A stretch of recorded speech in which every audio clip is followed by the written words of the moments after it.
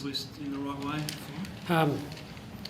Yeah, a couple of things we went in the week working on in terms of trying to make us better at this time of the year, just reinforce those things. For most of the part, our game has been in good shape. You know, we lost to Gold Coast by a goal and Freo by a point. So most of the things we've been doing, we've been quite comfortable with. It's just a couple of, like this time of year, you just want to make, you know, small gains if you like. And we went to work on one in particular was the way we connected inside 50. And credit to our coaches. Our players are so lucky. We've got an amazing, you know, coaching staff, and Skipworth and Selwood and Roughhead and Boyd, and they just get to work. We connected inside 50 at 50% of the time we went in today, and we were 30-something last week. So those gains are ones that we hope they come with us through the learnings. So in terms of the question, yeah, I think we'd be happy with the things we went into the week trying to get better at. What about Nick's performance? Obviously, you know, there's only so much you can say. But yeah, did I hear right that it was the highest rated game of any player this year? Possibly. That's what I heard, and considering Jezza kicked a bucketful last night, that's pretty high praise, isn't it? Metres gained, scoreboard impact, efficient, whatever the measure is. It's to be the most of anyone in the competition this year says a lot about his performance today. You're using him obviously off half back and flipping him around a bit. Do you think it's working? A little bit, yeah, a little bit. It's 2 weeks in a row he's been able to create off half back in moments, and then still not lose that, you know, dynamic stuff around the ball, and then even moving deep forward. So that's a year full of planning somewhat, and then, you know, finding out what the game needs and what we need. And he's not alone. We've been doing that behind the scenes for week after week, and then seeing what it looks like for our best and maybe some growth. We're pleased with that. What's the early feel with Lachie Sullivan, Flyer? It's a PCL, Josh. It's scans will determine how long. We'll just wait and see on that before making too many comments around it. But unfortunately for the young laddie, he sort of had an impact into the ground which caused the PCL. It looked nasty, like it was a push in the back, but you're fearing that he might not return this year, given that could be a reality, but we won't know until the scan. You know, there's a big range of what that could look like, so we'll know pretty early. You know, probably tomorrow, I would have thought. What were your thoughts on yesterday's game? Everyone's interested in Bobby and Geordie coming back last night. What were your thoughts? I'm really pleased that both of them got through 70% of the game. That was the target of the 4 quarters, and I only watched it from TV, but there was just moments. There was moments of Bobby doing his thing, and the same with Geordie, and it was just pleasing. They've had, I don't know, Geordie's missed 15 weeks and Bobby missed 4 or 5. It's important to get out there and just get some cobwebs out, but the game time was the big one. So we'll without going in too much further with it, we'll just have to wait and see how they pull up. I haven't seen them yet, how they pull up, and then getting some training loads into those. But it's a good step forward. What's your plan with Geordie Fly? Are you committed to maybe another one at VFL level just to bring? Yeah, I'm not sure yet. We'll wait and see. Again, it's about continuous training now, and having missed so much footy. We'll wait and see. I just don't want to sort of make a big statement around it, but I did like some of the stuff we saw, and he's a handy player to get back this time of year, isn't he? What was the Pendlebury issue? He got a knock at training, and didn't think much of it, but pulled up pretty sore the next day, and then so he come in and got some treatment, and it just didn't improve it enough.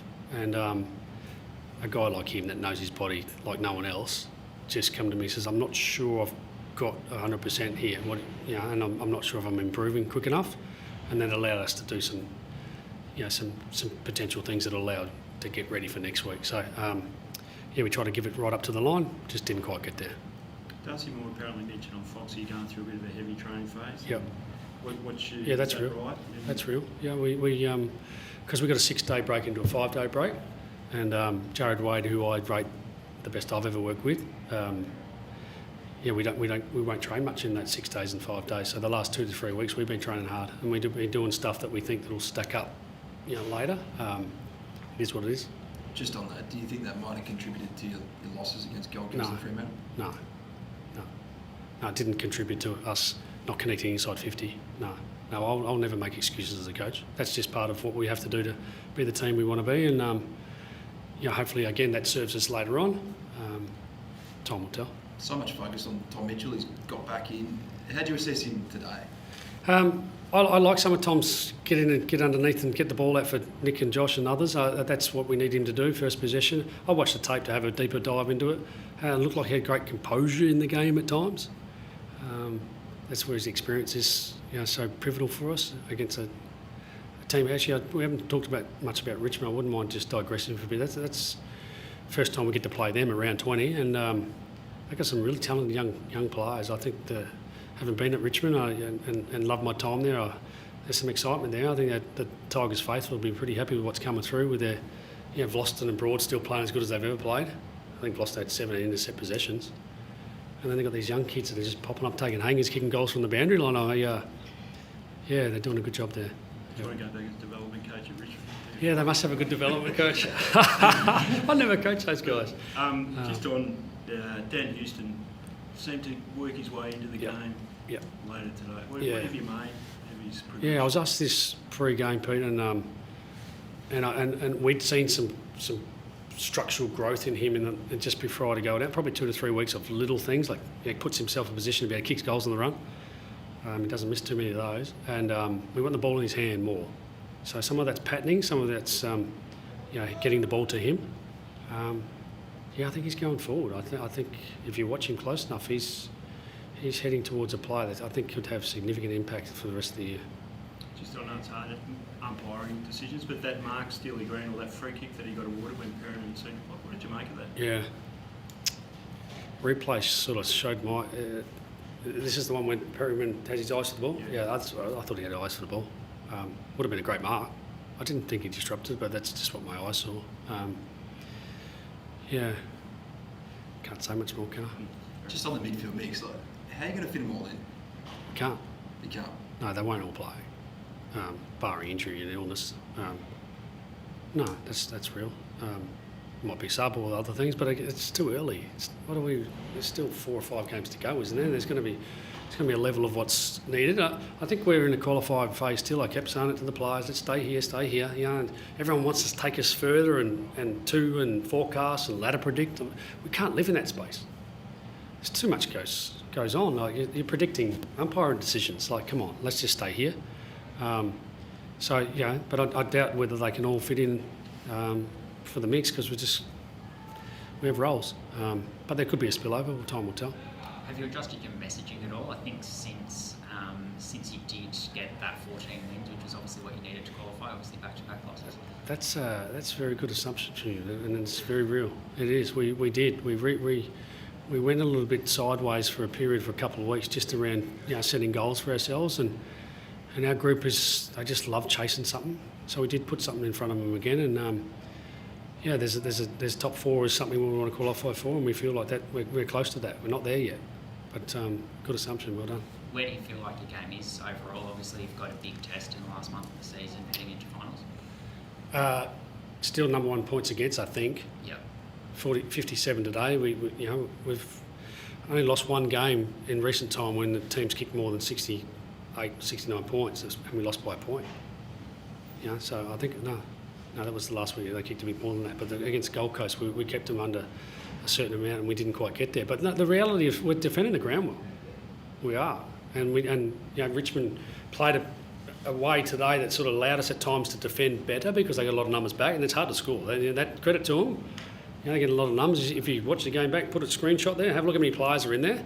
Some of that's on us equalising, but some of it's their good defence and system. But it's hard for them to transition. But again, they're doing that quite well by foot. So credit to their coaching. I think we're defending the ground really well. Our pressure was what it needed to be today, and keeping teams to low scores, which will serve us well. Come the right time. You've been talking a bit this year about exposing some new faces. You're running out of time a little bit with Oscar Steene, but he played really well again last night. Would you look at that, given where you sit on the ladder and Darcy Cameron, the load he's carried this year? Not sure. Straight answer, not sure. We're managing our players as good as I think we've ever done in my time, and it doesn't mean they miss. Some of them just don't have the... we have subs. We have Nick a couple of weeks ago didn't train. we're managing Darcy's time on ground to some degree. We're managing Darcy at training. Mason played a couple of games to help manage Darcy in game. Time will tell on whether he needs more than that Darcy. Right now his body looks great and he's performing really well, so he doesn't sort of expressing like he needs a break, so there's no plan for that at the moment. Just going back to Nick Daicos, probably a bit of talk in the first half of the season. He wasn't finishing in front of goal the way he had in the past. Has that been a focus of his in recent weeks? I didn't hear that. I'm not sure if that's a narrative. You're sort of picking holes in a player that's. Yeah, it's hard to find little things. I suppose that's what we do, isn't it? We look for ways to bring the best of people down. It's not where we live. Tim Membrey, he really looks like he's enjoying his footy at the moment. Yeah, we're really wrapped for Tim. He's new father of three. First game he's played as a father of three, and he just adds so much to us. Like his way he presents and the way he sets the field up, brings the ball to ground, and finishes his work, and he's much loved internally. And we're really pleased for him that he just comes in and he makes us better. Really pleased the way he's playing for us right now. Yeah. Thanks guys.